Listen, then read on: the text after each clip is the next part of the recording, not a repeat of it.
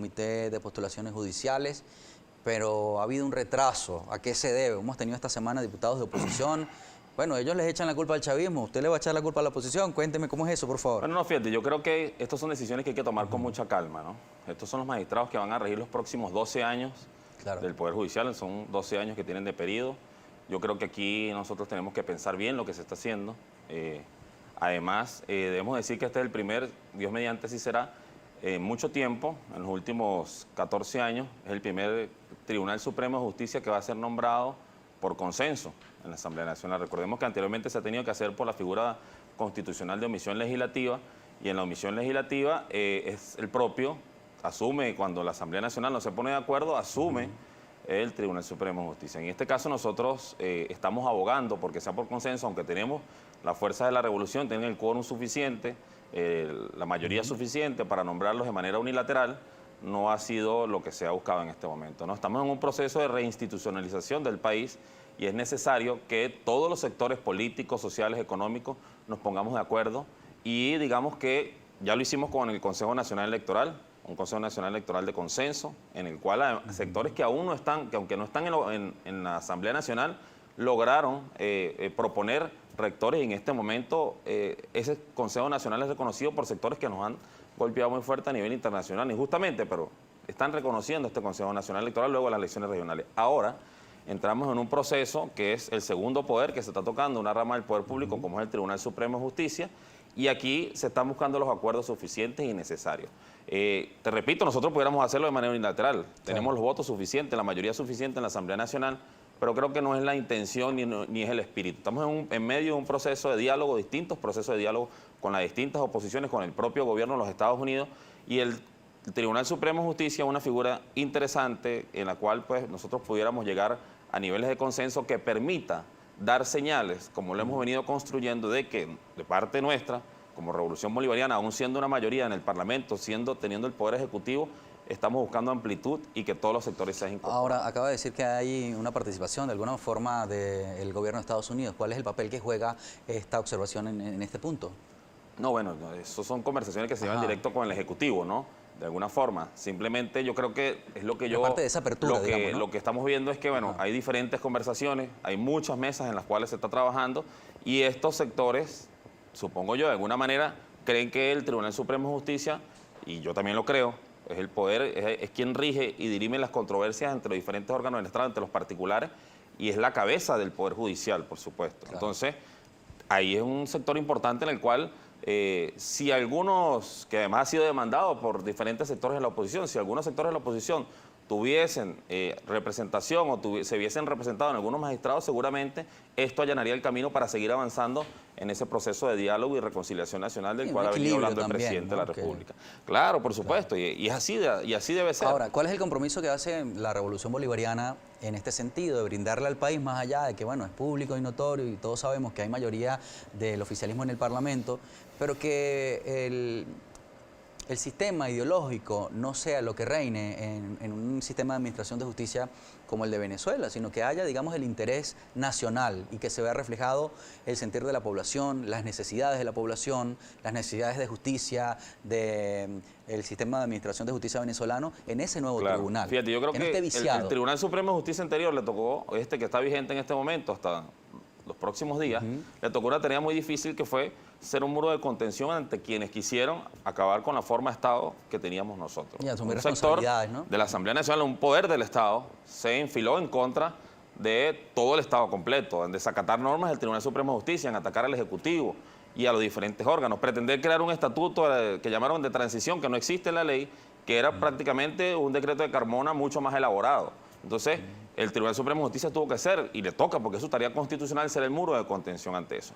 Superada esa etapa, la Asamblea Nacional, ahora, que es la que reconoce todo el mundo, que es la que está firmando acuerdos de interés nacional para que vengan inversiones al país, está haciendo un proceso de revisión de cada uno de los órganos y de las ramas del poder público. Lo hicimos con el Consejo Nacional Electoral, un comité de postulaciones como este, y tardó. Recordemos que fue un proceso lento, pero bueno, de ahí salió un niño, que es el Consejo Nacional Electoral de hoy, que es reconocido por muchos. Ahora estamos en el Tribunal Supremo de Justicia. Y esto forma parte, además, de un plan, que es el plan de la revolución judicial, de la revolución del sistema de justicia, que fue convocado por el Consejo de Estado, cuando el presidente lo convoca, entendiendo que había una necesidad imperiosa de trabajar el tema de la justicia, que además la justicia, decía el Libertador, que es la reina de las virtudes republicanas y sobre ella descansa la paz y la igualdad. Nosotros, un país donde funciona la justicia, funcionan las instituciones. Y hoy estamos empezando por ello. Luego de la reforma fueron 3 etapas. Recordemos aquel llamado a ir a las cárceles, a los centros penitenciarios, a las comisarías. Bueno, entrevistamos más de 80.000 privados de libertad.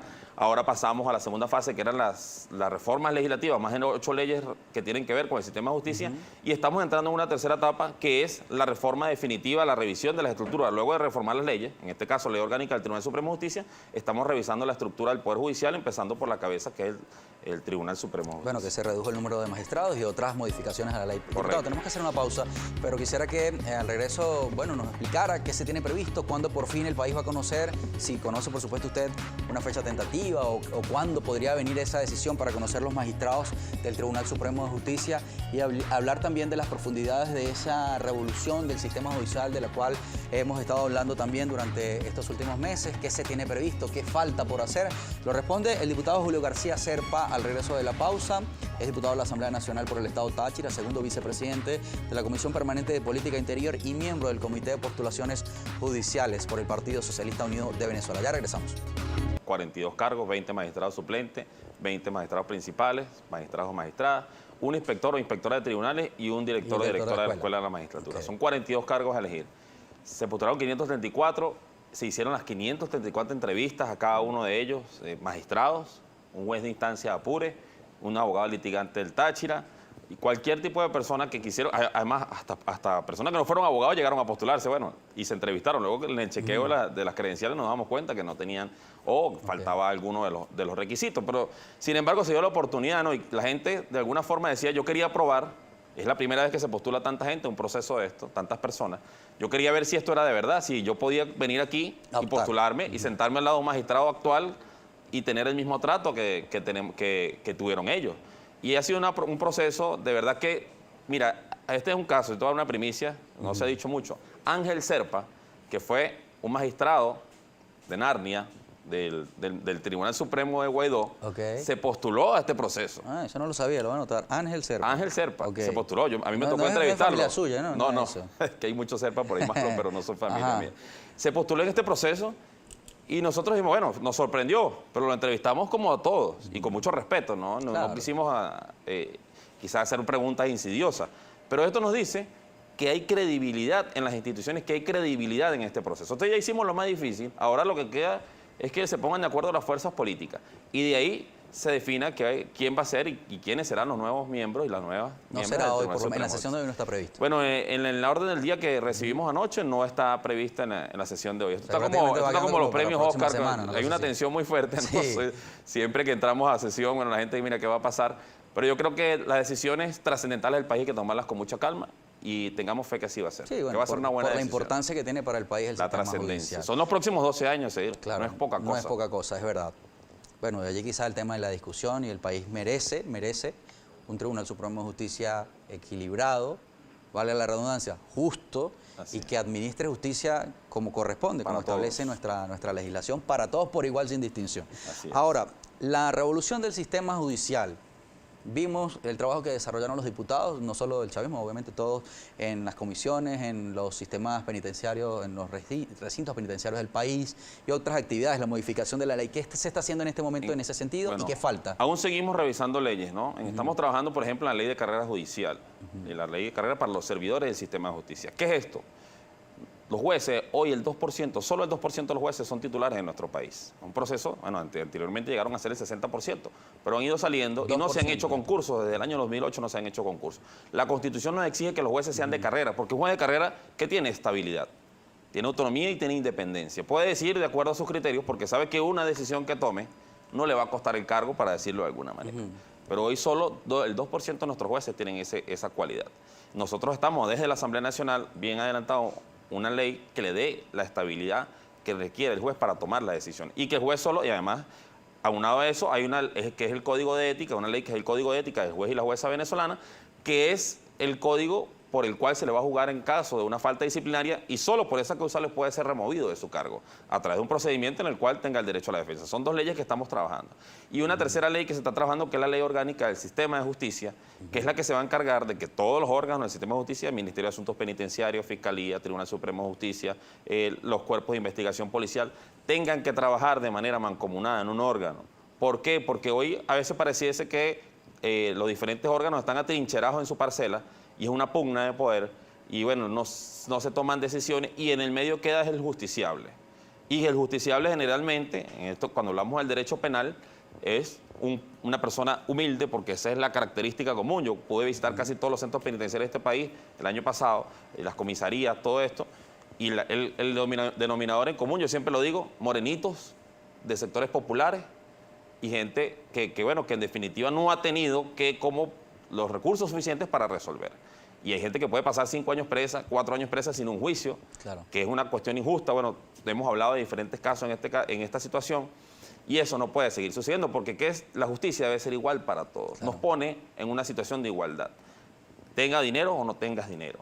Y eso es lo que nosotros debemos proponer. Entonces, estamos trabajando estas 3 leyes que conjunto con la Ley Orgánica del Tribunal Supremo de Justicia nos van a hacer la fórmula, una llave que va a cerrar un proceso que inicia con este nuevo Tribunal Supremo de Justicia, ¿no?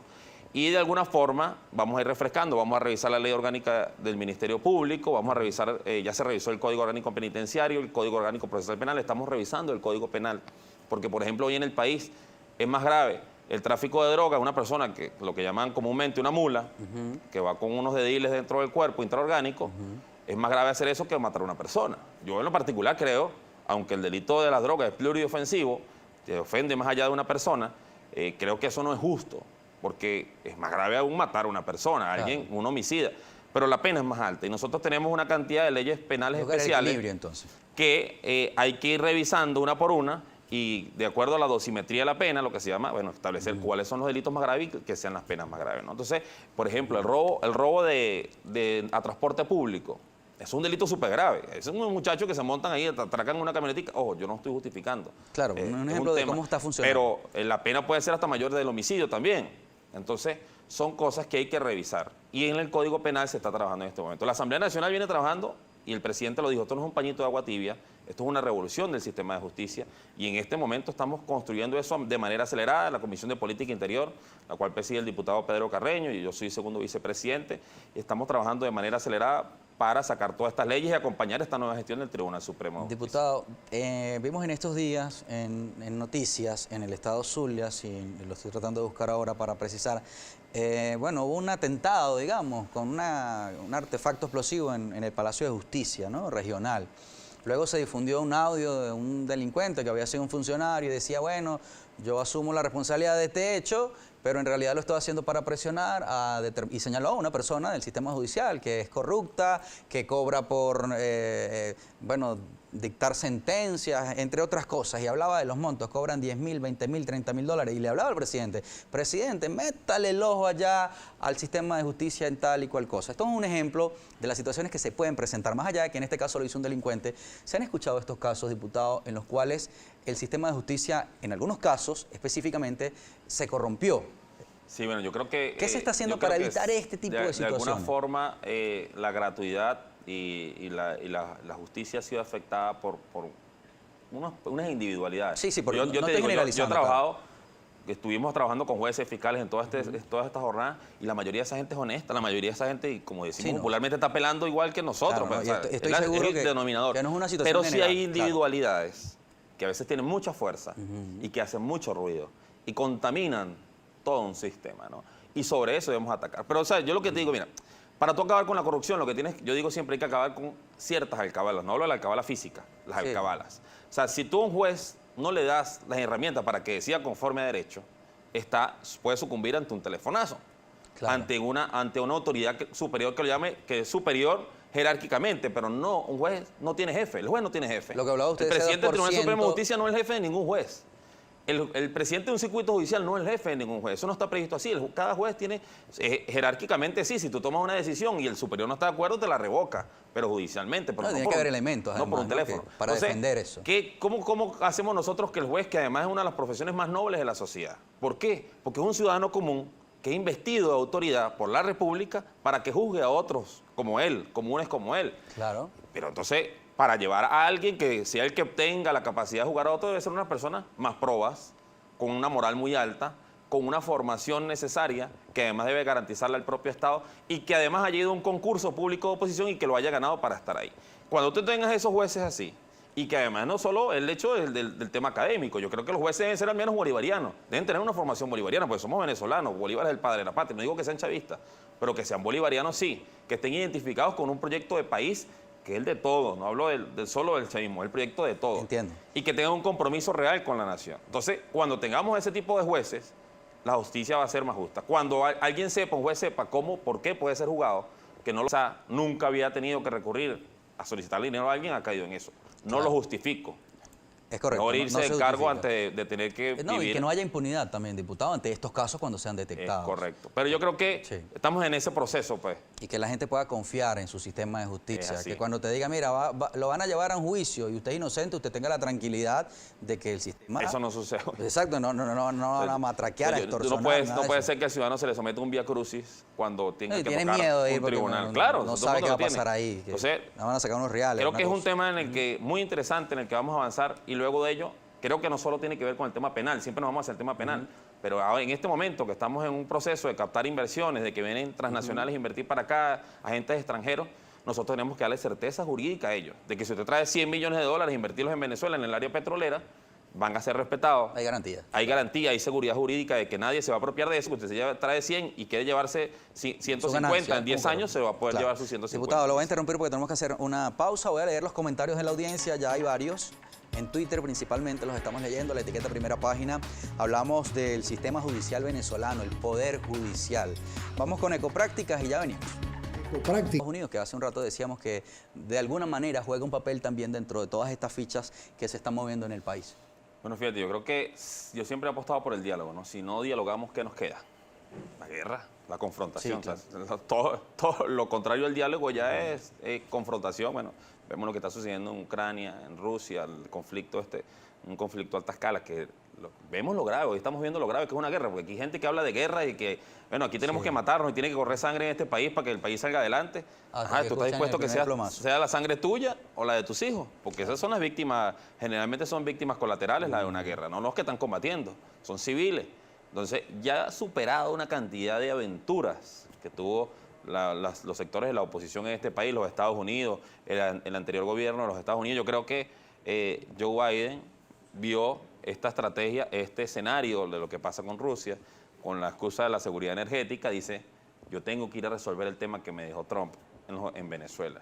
Porque en definitiva, su estrategia fracasó, hay un lobby muy fuerte de las empresas petroleras, es lo que yo creo, ojo, un lobby muy fuerte de las empresas petroleras que dicen, yo tengo grandes inversiones en Venezuela que necesito recuperar, que son inversiones a largo plazo, como son las inversiones petroleras. El caso de Chevron, por ejemplo. El caso de Chevron, y hay un lobby muy fuerte que tiene una presión sobre el gobierno de los Estados Unidos. Y en este caso, vemos, pareciese que, bueno, ya hay un acercamiento directo y formal. Sí. Anteriormente, nosotros estábamos conversando con los gringos, pero a través de los emisarios y los bolsas estos que están del gobierno interino. Hoy ya hay una conversación directa, han prescindido de estos títeres y ya la conversación es directa con funcionarios de los Estados Unidos, con el presidente de la República, el que está en Miraflores, que es Nicolás Maduro, y en este caso se está avanzando en una serie de acuerdos. Todo pareciera, bueno, se han tomado decisiones, la liberación de unos funcionarios de Citgo que estaban siendo requeridos por el gobierno de los Estados Unidos. Pareciera que, bueno, se han escuchado rumores de algunas licencias mayores para la operación de empresas como Chevron en Venezuela. Y bueno, todo esto viene por el bien del país. Y si hay que hacer concesiones, porque es que el diálogo es sentarse a conversar y que cada una de las partes ceda en alguna de sus pretensiones. Y si nosotros sobre eso, supongo yo, no soy un vocero del diálogo, pero si es necesario, porque es lógico que en toda conversación, en todo proceso de diálogo debe haber concesiones de ambas partes, claro, nosotros podamos entrar en un proceso de acuerdos, porque en definitiva estamos saliendo y estamos superando el bloqueo, pero vivir con ese yugo de manera permanente es muy fuerte. O sea, desarrollar un país en el cual su banco central está bloqueado, su principal empresa como es PDVSA está bloqueado, como el oro que es uno de los minerales principales de nuestro país, está sancionado, es muy difícil. Tenemos que hacer transacciones perdiendo unas grandes cantidades de dinero. Para nosotros poder pagar algo en el mercado internacional tenemos que ir a triangular y bueno, en eso se quedan una gran cantidad de comisiones que cobran quienes hacen eso. Ahora, entonces, si nosotros podemos ya dialogar directamente, que además somos nosotros con los Estados Unidos, porque quienes imponen las sanciones son ellas, que son ilegales por demás, lo que se llaman medidas coercitivas unilaterales. Eso no existe en el derecho internacional público. No hay una ley que diga a nivel mundial que un país puede imponerle sanciones a otro. Claro. Pero bueno, es importante lo que está pasando. Además hay un diálogo con los sectores políticos de diferentes oposiciones dentro del país, diferentes mesas de diálogo, y en cada una de ellas se va avanzando. Yo lo veo así como un ajedrez. El presidente está jugando varios tableros. Precisamente en ese tema usted dice que varias oposiciones y mesas de trabajo, de diálogo. Pero Juan Guaidó no está en esas mesas. Y no es que lo defendamos, sino buscar la coherencia entre el discurso del chavismo cuando dice que todos los sectores deben estar involucrados, y el presidente de la Asamblea Nacional del chavismo que usted representa decía esta semana, bueno, no nos vamos a sentar con narcotraficantes, refiriéndose a Guaidó más allá de los señalamientos. No, ¿Por qué no? Unos videos con una narcotraficante que puso preso el gobierno de Colombia. De acuerdo. O sea, no, vamos a suponer que si fuera narcotraficante, suponiendo que sí. Pero aunque lo fuera, ¿por qué no sentarse con Guaidó entendiendo que hay un liderazgo y sobre todo cuando el discurso chavista dice vamos a sentarnos con todos? Hermano, pero es que a Guaidó lo pararon de la mesa fue los gringos. Más nada. O sea, cuando ellos vienen para acá y prescinden de su presidente y se sientan, no ni siquiera le avisan, claro, porque lo ha dicho el propio dirigente de la oposición. En coherencia podría decir, bueno, Guaidó, véngase usted también y hablamos. Pues. No, yo creo que esa es que Guaidó no es la nada, hermano. Guaidó es la nada en este momento. Un sector político de la población. Porque ni siquiera, o sea, por un lado anda Capriles, por otro lado andan Rosales. Si son todos, son todos. Pero no, eso no es el 4, eso ya no existe. Guaidó es un sector, o lo que representa Voluntad Popular, que es un partido que no existe en este país. Todos sus dirigentes están fuera del país. No tiene nada que ver con lo que está sucediendo aquí, no tiene ninguna incidencia en la política. En este día convocó una marcha y llegaron 30 personas. Bueno, pero o sea, que lleven a esas 30 ¿quién personas? ¿Quién es Guaidó hoy para sentarse? Yo creo que, ¿no? yo creo que estos que llaman los alacranes tienen mucha más fuerza que el propio Guaidó. Te repito, los gringos lo pararon de la mesa. Cuando ellos vienen para acá y se sientan con el presidente, no le informan y luego, bueno, disculpa. Se nos había olvidado. Voy a sentarme contigo a explicarte qué es lo que está pasando. En ese momento pierde toda la legitimidad que solo se la daba el gobierno de los Estados Unidos y ya no se la está dando. Entonces, Guaidó es la nada en este momento. Yo creo que debería estar preso. No sé por qué no está preso.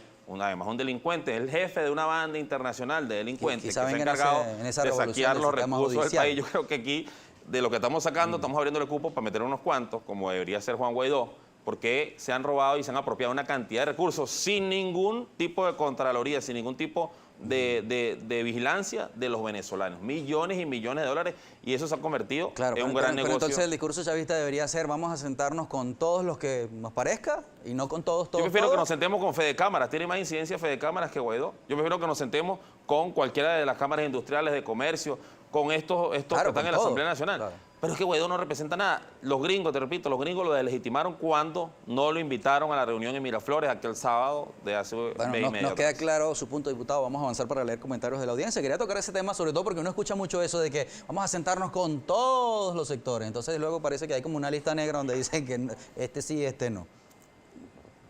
Bueno, vamos a leer. Ramón Ramos, el líder, dice a través de Twitter: Venezuela parece un país de rehenes. ¿Qué opinión le merece usted que cuando se habla de negociaciones se liberen estadounidenses y presos políticos? Lo que acabamos de tocar justamente. Bueno, esos tipos lo que hicieron prácticamente fue entregar residuo a los Estados Unidos. O sea, el mayor activo de los venezolanos, no es poca cosa. El mayor activo de los venezolanos está siendo manejado por esos ciudadanos que son venezolanos norteamericanos, o sea, obtuvieron la nacionalidad norteamericana. Y bueno, fue parte de las negociaciones y una solicitud que está haciendo una de las partes, y de este lado hubo una concesión. Esperemos cuál va a ser la contraprestación que van a dar los Estados Unidos por ello. Pues. Eso, así es el diálogo. En el diálogo los extremos no pueden y no van a quedar contentos. O sea, el que cree que va a salir ganando un diálogo y va a ganar el 100% se mentira. Tiene que ceder. Poco, ¿no? Claro. Y en algo pues tú vas a ganar producto de lo que estás cediendo. Y ambas partes piden también. Y el que va a ganar es el país. Claro. El que va a ganar es el país. Náufrago 27 dice: buenas a su invitado. ¿En qué perjudica el supuesto bloqueo que usted dice para nombrar la directiva del Tribunal Supremo de Justicia? Porque eso es competencia de la Asamblea Nacional. ¿O el bloqueo lo tienen ustedes internamente en la Asamblea Nacional siendo mayoría oficialista? No, yo no he dicho que el bloqueo es el que no permite nombrar la Asamblea Nacional. Yo creo que simplemente estoy hablando producto, y para superar el bloqueo y superar circunstancias que está viviendo nuestro país, que son ajenas a las decisiones que tomemos acá, hay que tomar una decisión consensuada con todos los sectores, y que se vean representados cada uno de los espacios políticos, como tú lo estabas diciendo en este momento. Bueno, hay otros comentarios, por ejemplo, comenta por acá, a esa fue la conclusión que ustedes llegaron, que el que está en la cárcel es porque es morenito. ¿Dónde están las escuelas, los centros de trabajo y de formación? Le pregunto. Bueno, yo creo que, mira, eso es un proceso bien complejo, ¿no? Ahí, porque en diferentes... Te voy a hacer un caso. Nosotros soltamos una cantidad de privados de libertad de zona 7 un día, y el día siguiente a mí me robaron los retrovisores del carro. Yo decía, bueno, en aquel momento yo veía quizá como algo tonto que una persona estuviese presa por robarse unos retrovisores. Tuviese 2 años preso, creo que es injusto aún. Pero cuando a ti te pasa, de alguna manera tú dices, ¿dónde estará ese personaje para meterlo preso? Entonces, aquí hay que saber llevar un equilibrio, porque ni todos son inocentes, ni todos son culpables. Lo que yo creo es que quien se someta a la justicia debe tener un proceso justo. Esa es la conclusión que yo saco de esto. Diputado, gracias por venir a Globovisión. Se nos termina el tiempo. Hay más comentarios. Le comparto algunos fuera de cámara también para que se lleve la impresión de nuestros televidentes. Agradecemos que haya venido a compartir con nosotros este tema tan importante. Gracias, Seir. Siempre está abierta la posibilidad para que venga. Aquí nos dicen mucho, ¿por qué no vienen los diputados chavistas? Los invitamos. A mí no me han invitado. Diputado, a usted lo invitamos siempre y está abierta las puertas de Primera Página para que venga.